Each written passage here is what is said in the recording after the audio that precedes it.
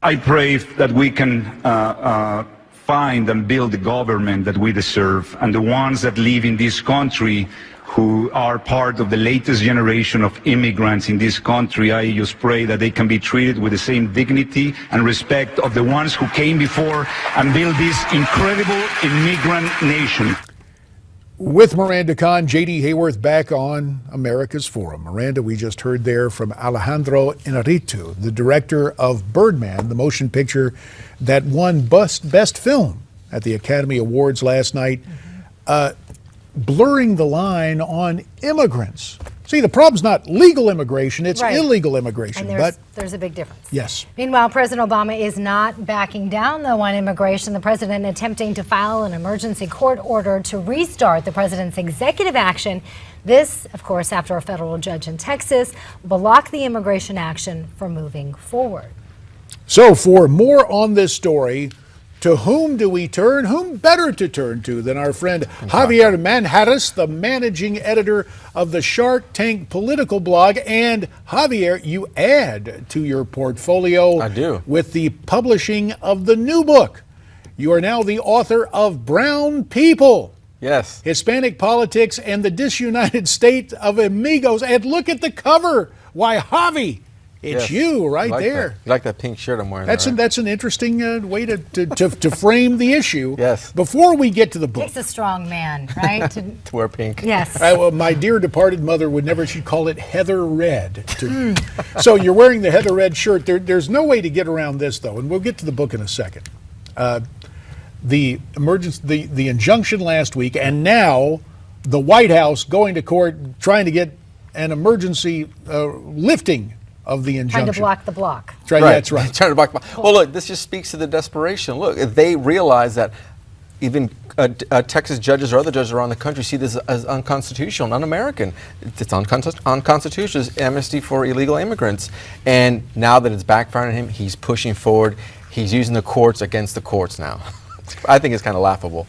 Well, go ahead. No, I was going to say, but you're talking about whether or not it was constitutional, but even Hannon specifically said he was not ruling on the constitutionality of the program as a whole.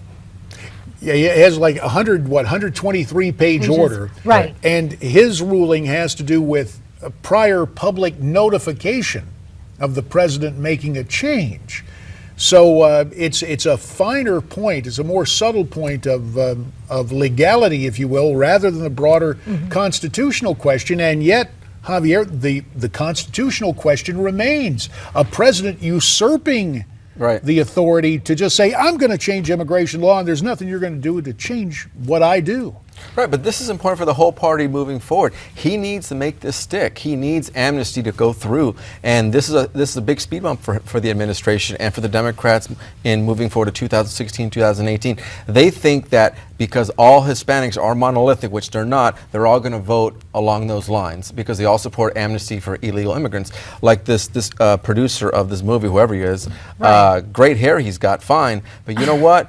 He doesn't know what he's talking about. No one is being disrespecting or speaking ill of immigrants as a whole. That's what he's saying. That's what the president's saying. Republicans and conservatives are not demonizing immigrants. They're demonizing illegal immigration, and I think we all agree on that.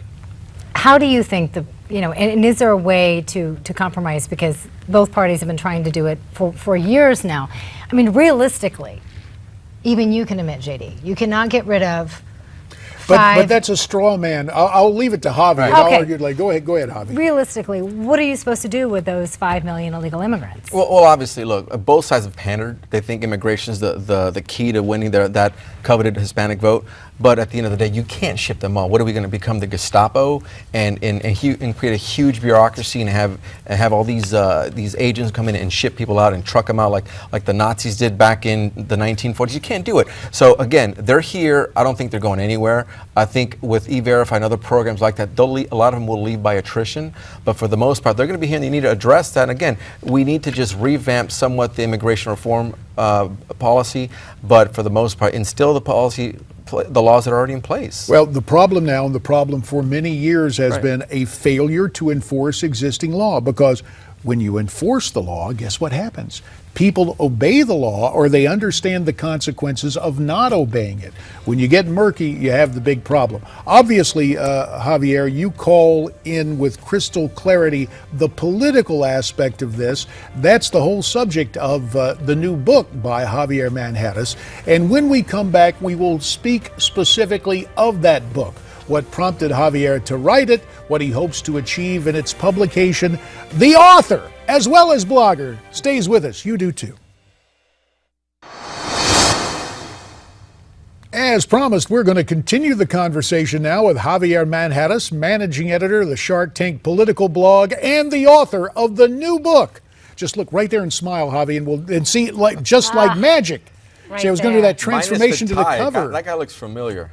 That's a striking photograph. The name of the book, Brown People, Hispanic Politics, and the Disunited State of Amigos. Yes. So now, the new book. Right. And shock us. Give us a revelation from some inside politics. Well, I mean, the book, for the most part, it's about the main issue is getting to know Hispanic politics, or getting to know Hispanics, who they are. You want to know who Juanito is next door and his wife Julia before you can message them. It makes sense. Before you go gamble at blackjack, you're going to figure out how to play the game before you start putting money down. It makes sense.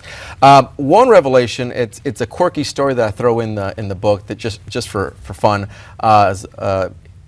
Once upon a time, Senator Rubio and I were on our way up to Melbourne Beach, and he picked me up at Wendy's down the street at 4 o'clock in the morning. On the way up there, he was driving, and I was in the back seat with one of his staffers, his first staffer, and his brother-in-law in the front seat, and we all started to fall asleep. But thank God for those highway road grooves that awoke us, and then we realized that we were off the road in the grass as we screamed.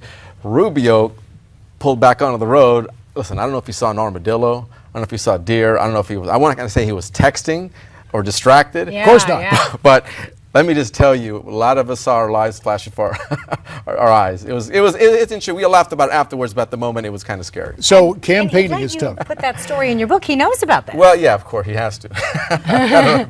Well, the metaphor is, how do we pull this discussion that is getting way off in the weeds with amnesty and, you can't do anything, and Hispanics vote as a monolithic group? How do we pull this thing back to sanity? Right. Again, one of the chapters I wrote is named God, Family, and Dinero. And that pretty much tells you, hey, this is who they are. First and foremost, Hispanics, Latinos as well, because there's a big difference between the two. And most people don't know that. No, I mean, listen, Latinos are everyone from Italians, Italians, French, Portuguese, Spaniards, and Central American, South Americans, Hispanics. Hispanics are people from South America, but do not include Brazilians. Now, back to what I was saying, that chapter, God, Family, Dinero, speaks about who they come from, who they are, where they come from. They're about God, they're about family, and then they're about prosperity. That's why they come here. They come here for a job. They come here to better themselves and make a better life for their families.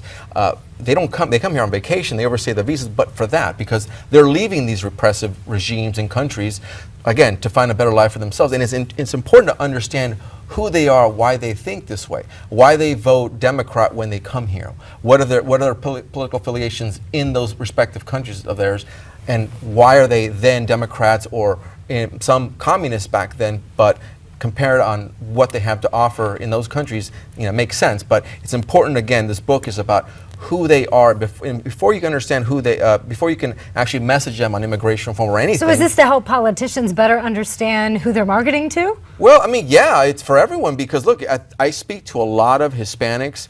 I grew up, I'm Hispanic, I'm of Colombian descent, and a lot of Americans or other immigrants, and they say the same thing, the message is all wrong. Look, I have a friend who's Hispanic who says the same thing. Look, why do they think we're all about immigration reform? My parents are here on a visa because they want to eventually become U.S. citizens to be able to work here. Same with him, and same with a lot of people. And again, people, especially the Republican Party, missed the mark. This is not about immigration reform. That's the narrative that the Democrats and liberal leftists want you to believe, because that's a winning issue for them. It's because they pander to Hispanics in that regard, all immigrants. And again, the bigger issue is the economic issues for Hispanics. That's why they come here. Why else would they come here? Well, the thing that, and we only have about 30 seconds, so a quick reaction on it.